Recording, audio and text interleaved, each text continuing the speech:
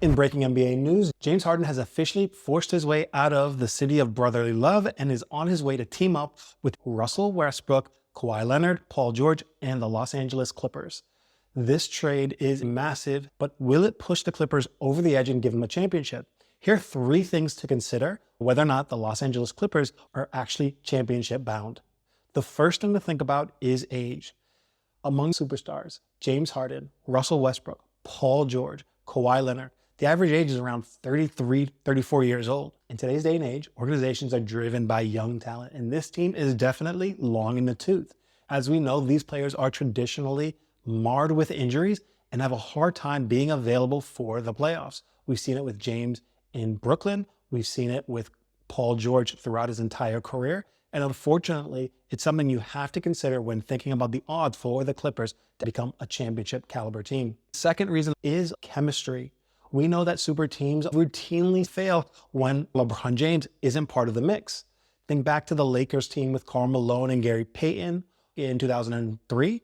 Think about Dwight Howard rendition with Steve Nash and Kobe Bryant. Those teams haven't worked. And more recently, we saw, of course, the experiment in Brooklyn with Kevin Durant, James Harden, and Irving not really work out. On the bright side, this team does have potentially a little bit more chemistry. Why? Because all of these guys are actually California natives that grew up playing basketball, AAU together, as well as in college, in the summertime, rec leagues. It's yet to be seen whether or not this team will have the chemistry needed in order to be successful and make a deep push into the playoffs, which unquestionably is why Ballmer and the brass made this trade. The final reason to think that this team might not have what it takes to go all the way is because the trend of size. We've seen in the last few years amongst the champions, and I'm talking about the Los Angeles Lakers in the bubble, the Milwaukee team with Giannis and Middleton and Brook Lopez, as well as last year's champion with Denver, is that they're huge, huge teams in the playoffs when it's harder to get a bucket. Big perimeter players, second chance points prove to be vital for teams that are trying to win a championship.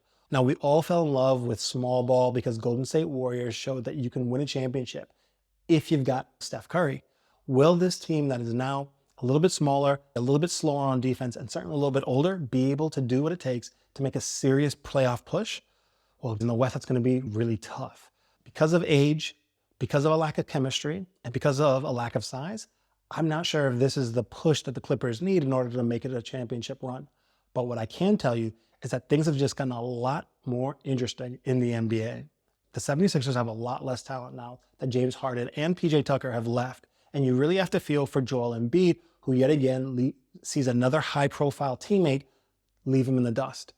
I'm not sure if this means the process is completely over. And perhaps while Joel is a 76er, we can argue that the process is still unfolding. But you really have to feel bad for a big man who had a fantastic MVP caliber season last year, who's now without a superstar. Best of luck to him as well as they move forward. Stay tuned for more news in big name sports from combat to the NBA and NFL. Comment below if you think either the 76ers or the Clippers have what it takes to make a serious playoff run and ultimately win a championship. Please like and subscribe for more.